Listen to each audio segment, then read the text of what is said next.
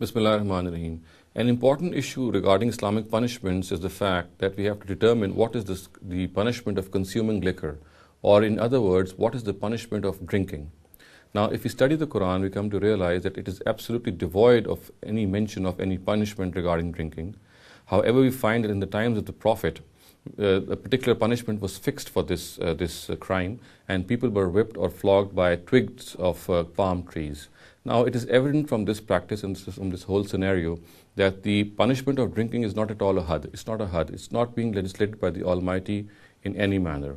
It is primarily a ta'zir, which means that the punishment of consuming liquor is left to the discretion of an Islamic state. So therefore, on this very basis, we find that in the times of Hazrat Umar, this punishment was fixed at 40, in the times of the Caliph Abu Bakr, it was fixed at 40 whips.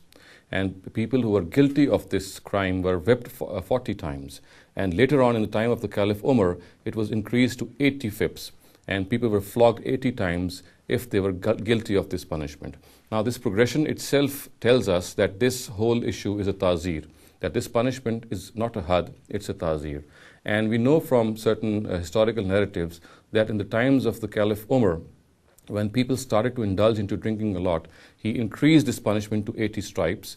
And we know of a very, very subtle incident which took place in his times. He called people of his shura to his consultation, and he floated and tabled this issue of punishing people who were consuming liquor a lot.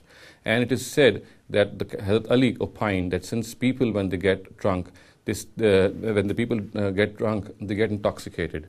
And when they get intoxicated, they start talking nonsense. And when they start talking nonsense, they often make accusations against other people. And since the punishment of falsely accusing people of sex is qazf, as mentioned in the Quran, and it is fixed to 80 stripes, so should we not legislate in this crime as well, in the crime of drinking liquor also, that the punishment should be 80 stripes?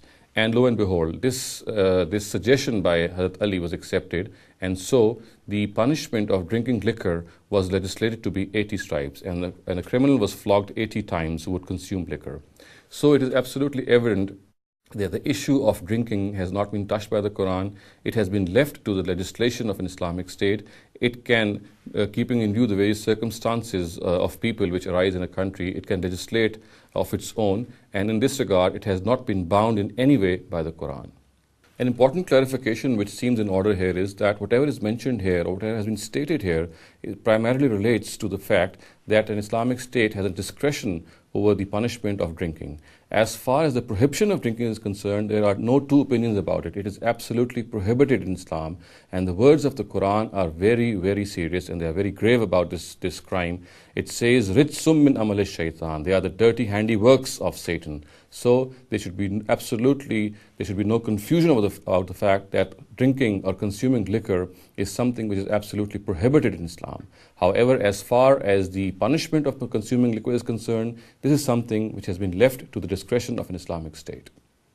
أقول قولي هذا واستغفر الله لي ولكم ولسائر المسلمين والمسلمات.